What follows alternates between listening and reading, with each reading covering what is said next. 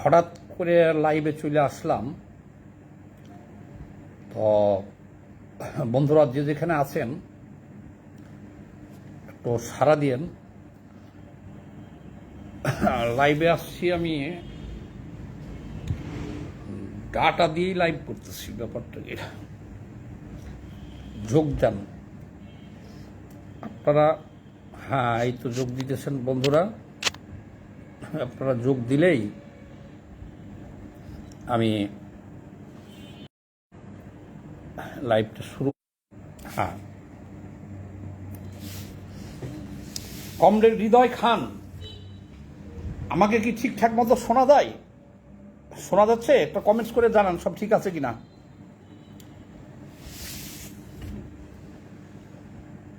ওকে, আচ্ছা। আজকে লাইভটা কি করব, মনটা খারাপ। খারাপ হলো কি কারণে, আজকে একটা গল্প দিয়া টোটাল লাইভটা করব। এনসিপি বৈষম্য বিরোধী ছাত্র আন্দোলন, যার জন্য হাজারো মানুষ প্রাণ দিল, হাজারো যুবক তরুণ প্রাণ দিল, হাজার হাজার জন আহত হইল। আজকে আমরা দেখতে পেয়েছি যে জাতির মধ্যে সবচেয়ে এই এনসিপি আর বৈষম্য বিরোধী ছাত্র আন্দোলন, এরা সবচাইতে বেশি দুর্নীতিবাজ, চাঁদাবাজ, চরিত্রহীন এবং লামপট্ট, সব দিক দিয়েই আমরা লজ্জিত, আমরা দুঃখিত। পুরো জাতি এখন লজ্জার মুখে পড়ে গেছে। কিন্তু সবচেয়ে বড় কথা যে তাদের কোনো লজ্জা নাই। পুরা জাতি আমরা লজ্জায় আমরা মাথা নত করে ফেলেছি। তাদের কোনো লজ্জা নেই। একজন মজার একটা গল্প বলি, শোনেন। একজন সাধু সন্ন্যাসী হাতে একটা ত্রিশূল নিয়া, লাল কাপড় পইয়া গ্রামে গ্রামে ভিক্ষা করে বেড়াইত। কিন্তু সে খালি মুখ দিয়ে বলতো, সব নষ্ট নষ্ট নারে এক, সব নষ্ট নষ্ট নারে এক, সব নষ্ট নষ্ট নারে এক। এটি শুনতে শুনতে শুনতে শুনতে শুনতে শুনতে কিছু পোলাপান এর রহস্য আবিষ্কার করার জন্য চেষ্টা করলো, ওর পিছনে লাগলো যে কি ব্যাপারে এই সাধু সারাদিন ভিক্ষা করে। ভিক্ষা করে তো সে ভগবানের নাম নেয় না, আল্লাহর নাম নেয় না, খালি কয় সব নষ্ট নষ্ট না রে এক, কয়টা চাল দেন মাগো বা কোনো সাহায্য দেন মা, কথাই কথাই সব নষ্ট নষ্ট না রে এক। যাই হোক, পুন্ডা পোলাপান ওর পাশ লাগলো যে দেখি কই থাকে, কোত্থেকে আসে, কই যায়। পরে যে দেখা গেল কি, এক পাহাড়ের গুহার ভিতরে একটা কুঠুরি ঘর আছে সুন্দর। সেই ঘরে এই সাধুর এক ষোড়শী কন্যা আছে, আর কেউ নাই। তো সাধু করতো কি, সকালে আসার সময় তার ঘরে তালা মেরে তাকে রেখে চলে আসতো। মানে ওই মেয়েটা জীবনে কোনো পরপুরুষ দেখে নাই, সাধু নষ্ট হইতে দেয় নাই। কি করতো, ছোট থেকেই তাকে তার ঘরে তালা দিয়ে সে চলে আসতো, আবার সারাদিন ভিক্ষা করার পরে কাজ শেষে দেয়া তালা খুলত। এইভাবে পার করেছে 16-18টা বছর। তাহলে এই 18 বছর তো এই 18 বছর কোনো পুরুষের সাথে মিশতে পারে নাই, দৃঢ় বিশ্বাস সাধুর। এই জন্য সাধু এটা বলে সব নষ্ট নষ্ট নারী এক, অর্থাৎ তার মেয়েটা নষ্ট না খালি, আর পৃথিবীর সব নষ্ট। এবার কিছু পুন্ডা পোলাপান একদিন যে দেখে আসলো তার বাসাটা, ওর পাঁচ লাগিয়া। আর পরের দিন দিনের বেলা গেছে ওখানে, যাওয়ার পরে দেখলো যে ওই সাধুর মেয়ে অন্য একটা ছেলে নিয়ে ফুর্তি করতেছে ঘরের ভিতরে। এরা যে ধরছে যে তোমার বাপে সারাদিন বলতেছে সব নষ্ট, নষ্ট নারী এক, তো তুমি এখানে এই ছেলে নিয়ে ফুর্তি করতেছ। তো বলল নষ্ট কি এটা তো আর আমি জানি না, আমার বাবা চলে যায় তখন এই যে তালা, এই তালার চাবি বানানো আছে, যে সমস্ত ছেলেপেলেরা জানে যে আমি এখানে একলা থাকি, তারা সবাই এই তালার চাবি বানায় নিছে। যে বাবা চলে গেলেই তারা সিরিয়াল মতো আসে, আমার সাথে আনন্দ ফুর্তি করে, আবার তালা দিয়ে চলে যায়। ছেলেপেলে করলে ওরে সারা সাধু, ঘটনা তো তুই জানিস না। তাহলে পরের দিন যখন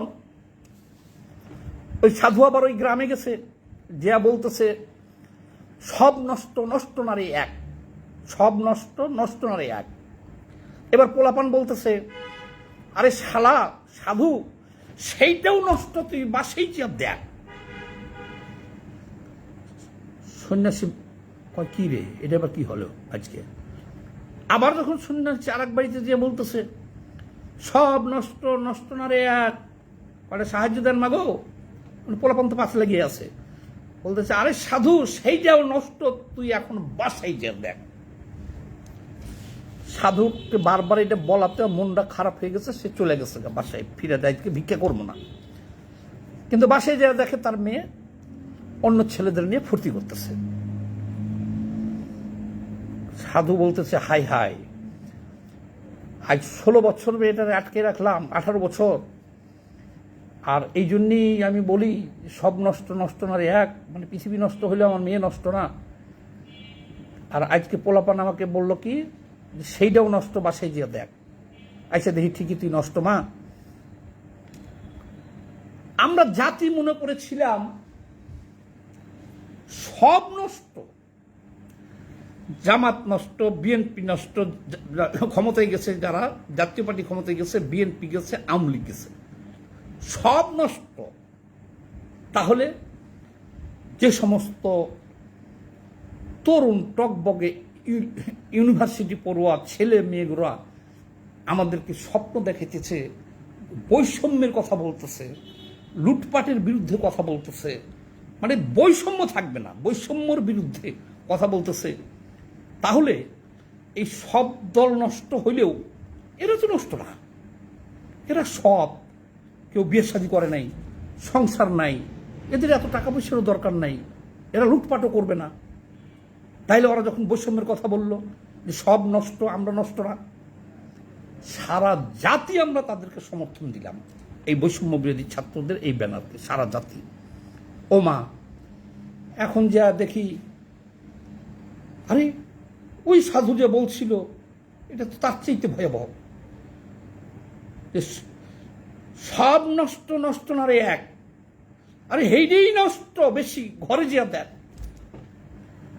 এখন এই বৈষম্য বিরোধী ছাত্র আন্দোলনের ওই যে উমামা ফাতেমা ওই দিনকে ফেসবুকে একটা পোস্ট দিল যে আমি 20-25 মিনিটের মধ্যে একটা লাইভে আসতেছি।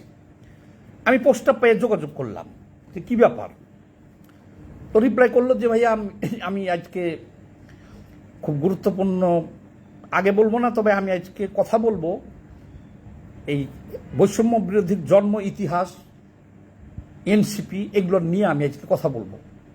ঠিক আছে, লাইভে আসলো, যখন গেলাম 2 ঘন্টা 24 মিনিট কথা বলছে উমামা ফাতেমা। সে কিন্তু বৈষম্য বিরোধী ছাত্র আন্দোলনের মুখপাত্র ছিল, কিন্তু সমস্যা হলো সে আমাদের বামপন্থী ছাত্র সংগঠনের নেত্রী।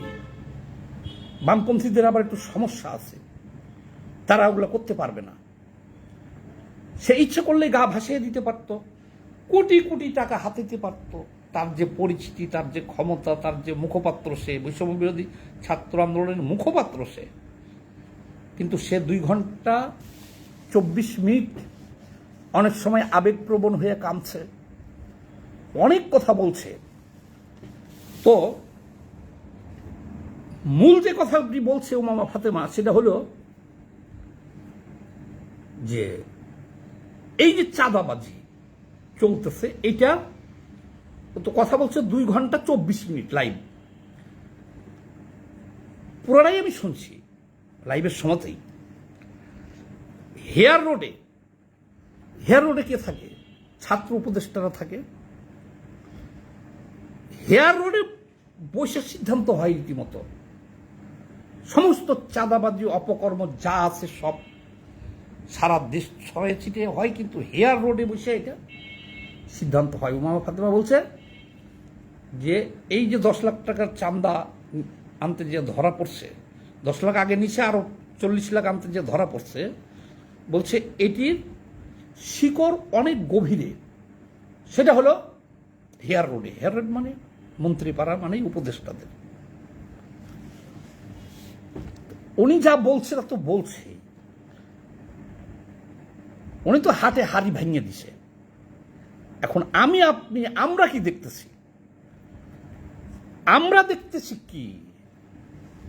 আমরা দেখতেছি এই সমস্ত ছেলে পেলে গত বছর আন্দোলনের আগে ছাত্রদের কি হয়, টিউশনি করতে হয়, হলে একটু সিটের জন্যে, মানে চরম দুর্দশা অবস্থাতে তো লেখাপড়া করে, কেউ তো ধনী ঘরের পোলাপান না, যেই হোক। সেই ছাত্ররা বৈষম্যের কথা বলল, আমরা জাতি বিশ্বাস করলাম, তাদের পাশে দাঁড়াইলাম, একটা গণ অভ্যুত্থান হয়ে গেল। হওয়ার পরে 1 বছরও হয় নাই, এই সমস্ত ছেলে পেলে কেউ শতাধিক গাড়ি নিয়ে শোডাউন করে। মানুষ জিজ্ঞেস করলে যে টাকা কই পাইলাম, বলে এটা আমি জমিদারের নাতি, বাপদাদার আমল থেকেই ছিল। বাপে রিক্সা চালায়, সে পুরা সমন্বয়কও না, ছোটখাটো সমন্বয়ক, বাবাই রিক্সা চালায়। সেই 11 মাসে বাড়িতে বিল্ডিং করছে, আর এই যে 10 লাখ টাকা আনতে যে ধরা খেল। আজকের এই যে পত্রিকায় দেখলাম কোটি টাকার চেক পাওয়া গেছে, বিভিন্ন প্রতিষ্ঠান তাকে যে চেক দিছে কোটি টাকার চেক পাওয়া গেছে, আরো 20 লাখ টাকার এফডিআর করে রাখছে, সেটা পাওয়া গেছে।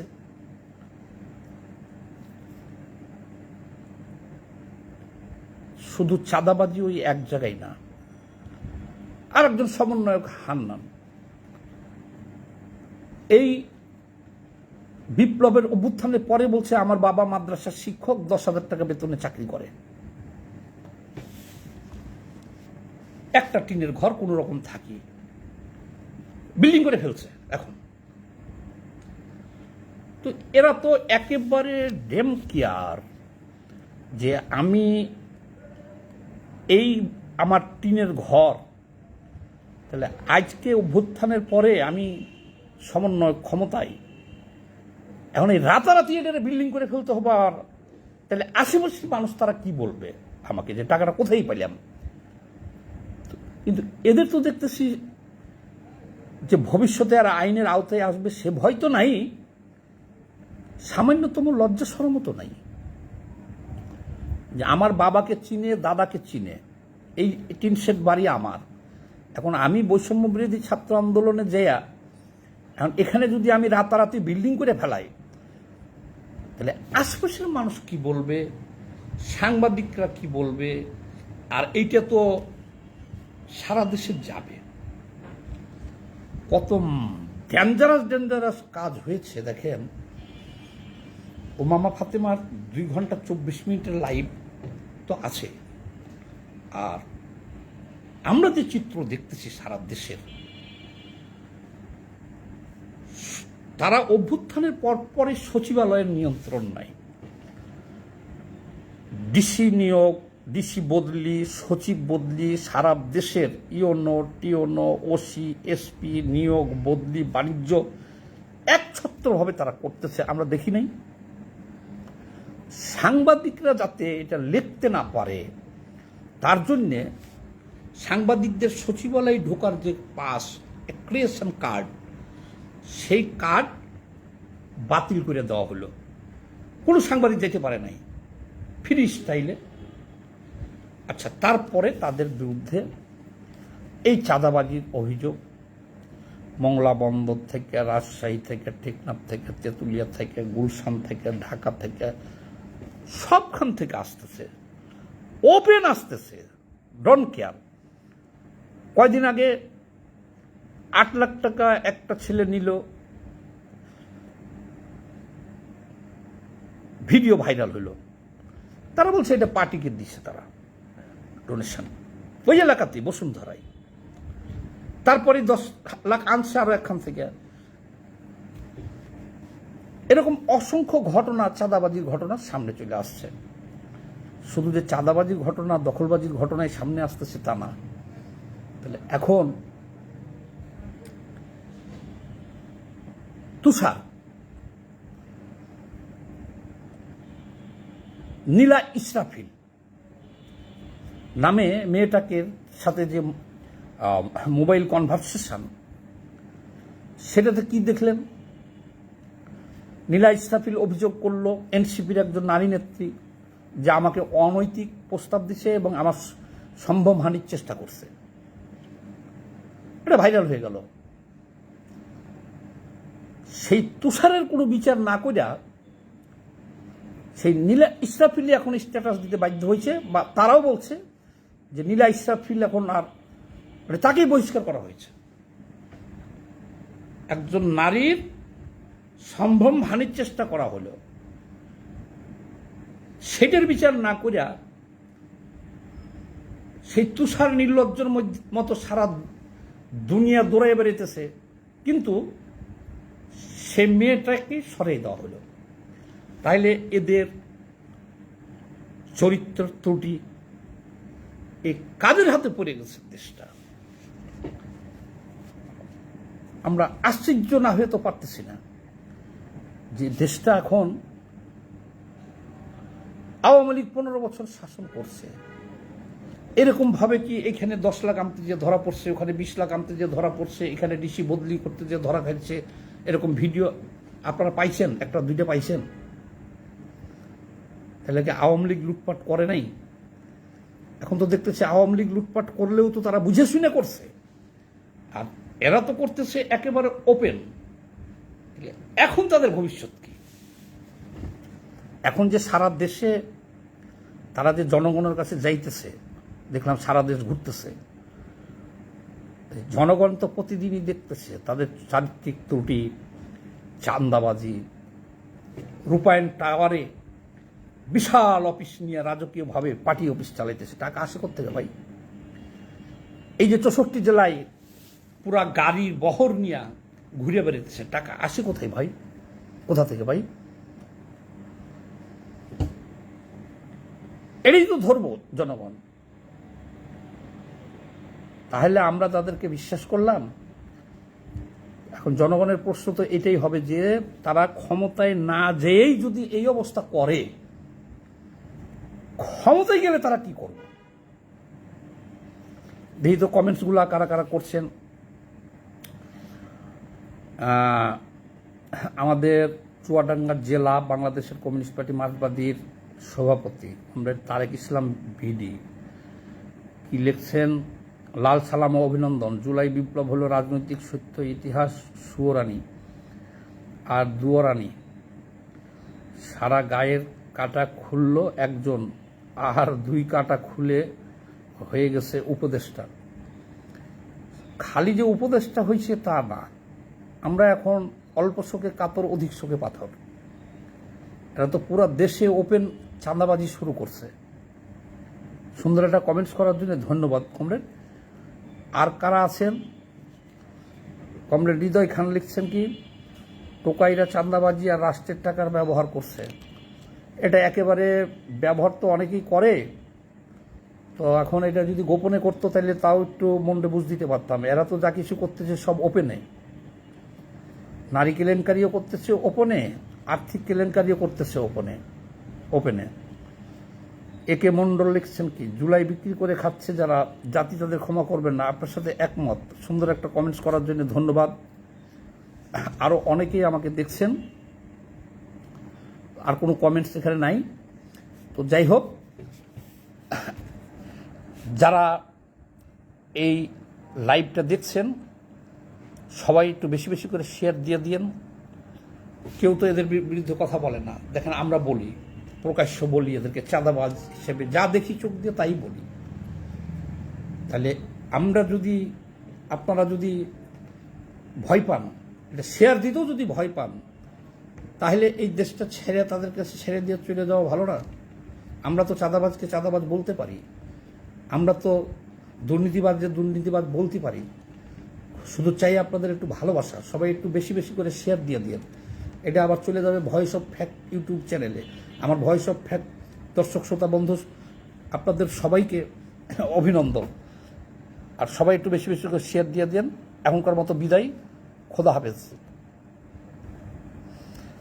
এতক্ষণে যোগ দিচ্ছে ম্যান সার্ভেন্ট, কনগ্রাচুলেশন, আপনাকেও কনগ্রাচুলেশন, ধন্যবাদ।